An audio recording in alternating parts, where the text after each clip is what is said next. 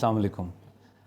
अच्छा, मैं आपके साथ बात करने लगा हूँ कमोडिटी मार्केट की, कमोडिटी और इंटरनेशनल स्टॉक मार्केट की। देखें, स्टॉक मार्केट जो लोकल है, स्टॉक मार्केट और कमोडिटी मार्केट में सबसे बेहतर और जो बड़ा डिफरेंस है वो ये है कि स्टॉक मार्केट जो हमारी पाकिस्तान की स्टॉक मार्केट है ख़ास तौर पे, ये बहुत आसानी से मैनिपुलेट हो सकती है। कोई भी बड़ा ग्रुप इसको मैनिपुलेट कर सकता है और आप जो भी अपनी इन्वेस्टमेंट करें उसके अंदर वो स्टक हो सकती है। वो किस तरह हो सकती है, क्योंकि इसके अंदर मुख्तलिफ़ कंपनीज़ हैं, छोटी बड़ी हर तरह की कंपनीज़ हैं। उनके जो शेयर्स हैं, आप उसके अंदर अगर कोई भी पैसे अपने इन्वेस्ट करते हैं, फ़र्ज़ करें आपका सारा ब्रेड एंड बटर है ही उन पैसों पे, तो वो मैनिपुलेट कोई भी बड़ा जाइंट आके उसको कर सकता है और आपके पैसे वहाँ पे स्टक हो सकते हैं। उसकी निस्बत अगर आप चाह रहे हैं कि आप अपनी सेविंग्स में से कुछ पैसों को इन्वेस्ट करें जिसमें आप कुछ अच्छा अर्न कर सकें, या कम अज़ कम आप अपने पैसों की सस्टेनेबिलिटी को देख सकें, तो वो कमोडिटी मार्केट है। वो किस तरह है? कमोडिटी मार्केट में कंपनीज़ के शेयर्स नहीं हैं, वो ऐसी चीज़ें हैं जो नेचुरल रिसोर्सेज से एक्सट्रैक्ट की जाती हैं। मसलन जिस तरह अगर जो फसलें हैं या जो खेती बाड़ी है उससे आप गंदम लेते हैं, चावल लेते हैं या सोयाबीन लेते हैं, कोई भी इस तरह की चीज़ें, मसलन कॉटन है, इस तरह की चीज़ें, या फिर जो ज़मीन से मादनियात निकालते हैं, सोना, चांदी, तांबा, लोहा, इस तरह की। और अगर एनर्जी सोर्सेज में बात करें तो क्रूड ऑयल, नेचुरल गैस, मुख्तलिफ़ चीज़ें, इन चीज़ों के अंदर आप इन्वेस्ट करते हैं तो ये सिर्फ़ और सिर्फ डिमांड और सप्लाई पे चल रही होती हैं। या कुछ जो मुल्क इनको सबसे ज़्यादा प्रोड्यूस करने वाले हैं, उन मुल्कों की इकोनॉमी पे इसकी कीमत डिपेंड कर रही होती है। लेकिन ज़्यादा जो डिपेंडेंसी है वो इनकी डिमांड एंड सप्लाई पे है। तो इसको मैनिपुलेट करना नामुमकिन कह सकते हैं आप, क्योंकि बहुत ज़्यादा मुश्किल है, इसको मैनिपुलेट नहीं किया जा सकता, क्योंकि ये कंजम्पशन इनकी होती है। इन कंजम्पशन की बेस के ऊपर ही इनकी डिमांड एंड सप्लाई होती है और उसी के बेस पे इसकी कीमत बढ़ती है। तो आप देखें, जिस तरह चीज़ें तो बहुत सारी हैं, जिस तरह कैटल भी ट्रेड होते हैं। इंटरनेशनल मार्केट की बात मैं कर रहा हूँ, इंटरनेशनल कमोडिटी मार्केट की। और इधर कॉटन भी ट्रेड होती है, गोल्ड भी ट्रेड होता है, क्रूड ऑयल भी ट्रेड होता है। मैं आपके साथ इस वक्त बात करना चाहता हूँ प्लेटिनम की। प्लेटिनम, जिसको हम यहाँ पे आम ज़ुबान में वाइट गोल्ड बोलते हैं। वाइट गोल्ड का ज़्यादातर लोगों को यही पता है कि वो सिर्फ ज्वेलरी वगैरह बनाने में काम आता है, लेकिन वाइट गोल्ड के इंडस्ट्रियल जो यूजेज है वो भी काफ़ी ज़्यादा है।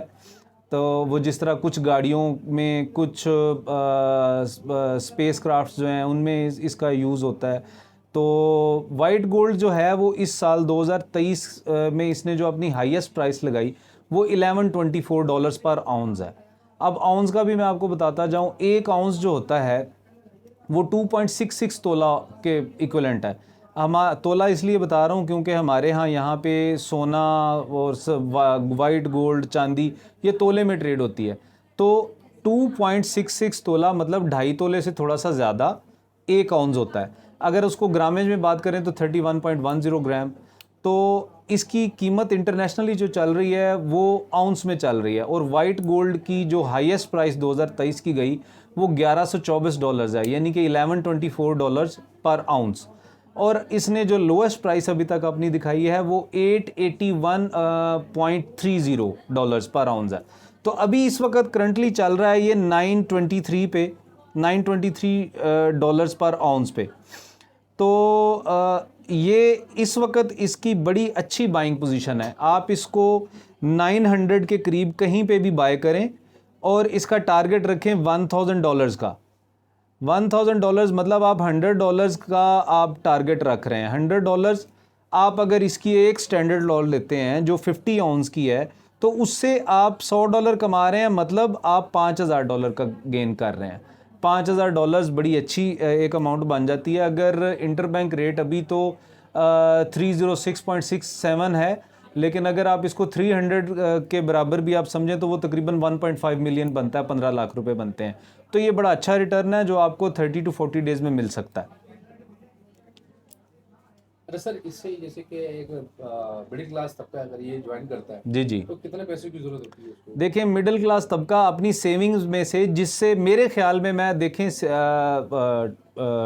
अब क्या स्ट्रेट फॉरवर्ड बात करता हूँ, इस मार्केट में या किसी भी मार्केट में कोई भी नया बिजनेस जो बंदा करना चाह रहा है, जिसका उसको उससे पहले इल्म नहीं है, वो बाद में साथ सीखेगा, साथ करेगा, वो इस मार्केट नहीं कहीं पे भी जाए, आपने वो वाले पैसे लगाए जिससे उसका किचन हर्ट नहीं हो। सबसे बड़ी सबसे ज़रूरी बात, मेरा पर्सनल आप लोगों को सजेशन है कि इस मार्केट में या हर उस मार्केट में वो एंट्री ले जिस उतने पैसों से ले जिससे उसका किचन हर्ट नहीं हो। क्योंकि इस मार्केट में $5000 का प्रॉफिट तो मैं बात कर रहा हूँ एक लॉट के साथ, लेकिन इसके अंदर लॉस भी उतना ही प्रोबेबिलिटी है। हाँ, ये है कि हम इसमें लॉस को मैनेज कर सकते हैं स्टॉप लॉस लगा के। हम $5000 की बजाय हम $200 का स्टॉप लॉस लगाते हैं, तो जहाँ पे लॉस $200 तक आएगा हम ऑटोमेटिकली मार्केट से बाहर हो जाएंगे।